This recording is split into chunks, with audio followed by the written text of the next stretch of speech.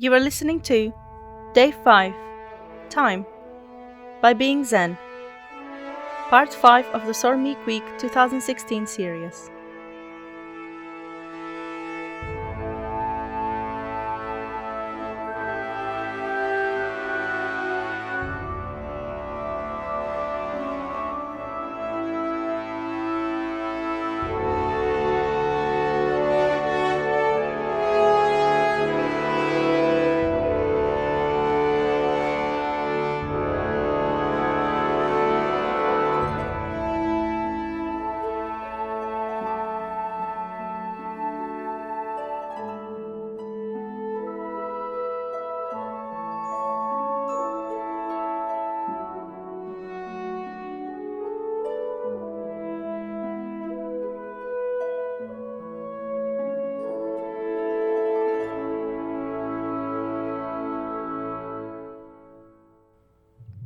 When he woke up, it only took Cleo 2 seconds to sit up straight on the bed with Today's name on his lips. Finding himself on his and Today's bed back in Elysia, he thought for a moment that he had all but woken up from a long and vivid dream where he and 3 other seraphim let Today fall asleep for a very long time to save Glenwood. But when Zavid peeked at him from the archway to the bed with a sad, sad little smile and silence on his lips, his wishful fantasy crashed down. He got out of bed also in complete silence, slowly, robotically, and stepped out of the house barefoot, followed closely by the wind seraph. Upon laying eyes on the very bright pillar of golden light that came from the forest, Cleo fell to his knees and wailed inconsolably. He didn't even bother covering his face or masking his cries. There was no point. Rose and the other seraphim looked at him from a distance, both Elysian and the prime and sublords. Cleo cried himself back to sleep that day, and no one has said a word to him. No one could entirely understand the pain inside the seraph's heart, and the ones who knew decided it was best to let him grieve the loss of his world as he knew it, for he had woken up one day to the gaping absence of Zendros, his beloved grandfather, and today, his one and only. It took Cleo 1 week to leave his house again. When he did, he looked as composed as he ever did. He was promptly pulled by the other seraphim to the entrance of the village, and was filled in to what had been happening while he had been asleep. Elysia was now the domain of one of the Elysian seraphs, and, although not entirely as strong as Zendros had been, it was powerful enough to repel most Hellions. To be extra safe, the seraphim had woken up at schedule to patrol the ruins for any disturbance that could pose a threat to the purification of the continent. The only thing left was for them to discuss the course of action to take, and he looked at them with great determination. Well, first, I think it would be a good idea to seal the entrance to Camlan, to keep Sudey and Martellus safe, Cleo suggested, making it a point to not avoid saying Sudey's name. Sudey wasn't dead, and in spite of the grief, Cleo recognized that they still had too much to do to just sit around. Agreed, Lila asserted with an encouraging smile towards him. We should put up barriers and traps in the ruins. Letting these guys keep up surveillance could work as a prevention measure, Zavid proposed. After that, we just have to help the purification of the land by getting rid of as many Hellions as possible, correct? Rose asked, putting her hands on her waist and the challenge on her face. Her eyes were red and puffy just like Cleo's. The rest nodded in agreement. We should contact Alicia and Sergei while we're at it, Lila recommended. It won't happen straight away, but when the malevolence begins to thin out, the people will have enough resonance to become squires and even shepherds. The leaders of the world will have to be educated on what it means to see seraphim again, and it will be our job to do that. Edna pitched in with a small smile. Cleo's lips also stretched a fraction, and they all looked towards the forest to Mabinoggio. Having formulated a draft of a plan, the group of seraphim and Rose headed towards the ruins in silence. A march that signified the very last time they'd see Sudey in a very long time, possibly ever for Rose. The way was long as everyone was focused on their own thoughts, because, yes, they still had a lot of work to do. Sudey was doing his part, it was up to them to do the rest.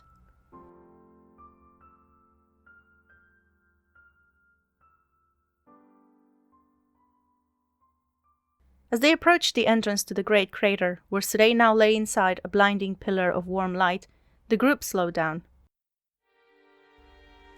"Sirey, thank you for your sacrifice," Lila said towards the pillar of light.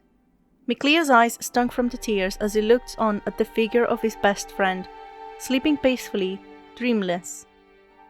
"I knew since the moment you first asked my name that you were destined to do great things.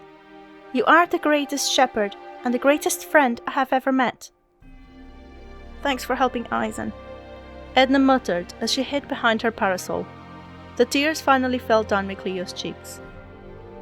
"We will be waiting for you, shepherd," Zavid promised with a two-finger salute.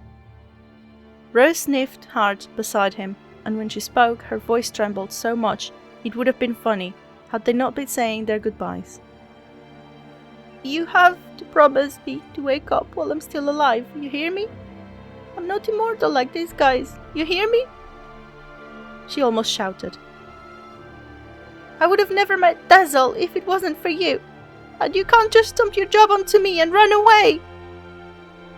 After a long pause, in which Rose sniffed loudly, she looked on with a smile full of tears and snot. "Goodbye, Sirey, my best friend." As she broke down in sobs, Lila hugged her and petted her hair softly. Miclea then turned to the pillar of light himself and looked on crying. "I just hope you don't forget," he whispered. He clasped his tunic in front of his chest in a futile attempt to alleviate the pain there. "We promised to explore all the ruins of the world together today, and I still have something I've got to tell you. So please, don't take long." Miclea felt that the ceiling of the entrance to the ruins was like a definite goodbye. He was leaving behind a large piece of his heart, and it hurt. There was a void inside him in the shape of all things today, a permanent painful void that would accompany him for centuries to come, and that would make still times nostalgic. It was a void that would bring tears to Miclea's eyes when the night took away his hope and replaced it with the gaping absence of this one and only, his most important person. Yet, he would face every day with courage and remind himself that someday Sirey would wake up and fill the spaces that were entirely his again. And Miclea would fulfill his promise to tell Sirey what he should have said to him over and over again since the very beginning.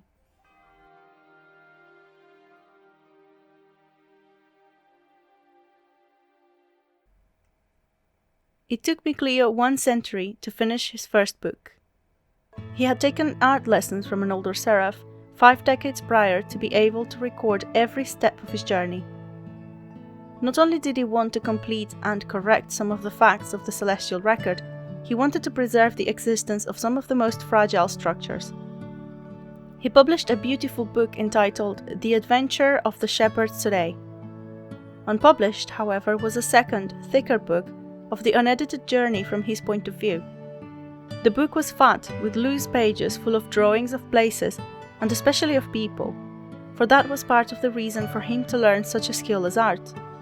It was the fear of forgetting his human friends, who were growing old under the merciless march of time. Miclea drew him. He drew Alicia with her husband Sergei and their son, then a toddler. He drew Rose as she posed for him in her very own shepherd garb, with her squire right by her side. He also drew the places he'd visited with Sirey. He drew them as Sirey had seen them, all the way from Lady Lake to Marlin to Longrin, and also wrote next to the drawings the adventures they'd been through. He drew Sirey several times from memory alone. He drew him sitting on the floor of their house in Elysia with the celestial record opened in front of him. He drew his expressions when examined ruins and murals. When he looked at his friends, his smile, his eyes, the unforgettable face of his one and only. He drew Sirey smiling when he himself felt content, drew him pensive when he was bored, serious when he needed motivation. One night he drew Sirey's expression that night in Lastenbell, when the shepherd had confessed to love him for the first time, as fat tears rolled heavy down his porcelain skin. It took Miclea 4 centuries to finally revisit Camlan. When he had followed over 6 different shepherds, of which 2 he'd been the prime lord, Micleo decided that the void in his heart was all too painful to bear, so he walked, fast, unthinking, directly into the Mabinogion ruins and through the seals he had helped erect centuries before. He walked all the way to the very edge of the chasm where his most beloved slept, the only person who could feel the hole in him, and cried. He wailed like a child, like the first time he laid eyes on that light. He cried himself inconsolably to sleep atop a bed of green grass and flowers. The landscape had changed significantly since the last time he had been there. The earth was now covered in green, soft grass, and flowers were blooming in uneven, colorful patches everywhere. Small birds and butterflies flew around, collecting the pollen and carrying it to spread even more the life of that place. And so, after waking up, Micleo drew that landscape too. He drew the light pillar right in the center, big and bright, but for the first time he couldn't bring himself to draw Surrey. It took Micleo 7 whole centuries to finally be able to tell Surrey those words he didn't say. The ruins he'd been exploring weren't new to him. They had been there before, the shepherd Surrey and his friends. Much of Micleo's knowledge, however, was new, and so he was able to find passages to rooms previously undiscovered. As he walked through a room bathed in searing lava, Micleo felt a change in the air. The very slight breeze that blew gently from the entrance stopped at first, and then started blowing in a different direction. Any normal human would not have noticed such a slight change, not even his younger self. Surely some structure in the ruins shifted somewhere. Guided by his innate curiosity, Micleo advanced through the ancient structure. He found that, indeed, one of the murals he had previously recorded had moved, giving him passage to a new, very spacious room. Bright blue light filtered through large openings on the tall ceiling, and Micleo shielded his eyes with a gloved hand as he admired it. The excitement of finding new ruins to explore had never left him, so he looked around the room, cautiously making his way to the center, where he had spotted a large stone embedded in a rock altar. As he approached it to read descriptions there, the water seraph felt the floor under his feet vanish. His heart skipped a beat, and he tried to grab the edge of the rock, but he wasn't quick enough. "I'm going to fall." But he didn't. A very strong, familiar hand reached down and caught his wrist. The owner of said hand grunted with the effort. Micleo's heart raced, with adrenaline, yes, but so much more than that. The figure of his rescuer had been blurry, outlined by the bright blue light that was shining above, and yet there was no way he could have mistaken that person. With the fondest expression and tone of voice he could have muttered, Micleo said the name of the one and only person in the world that mattered more to him. His best friend, his one and only. "Surrey,"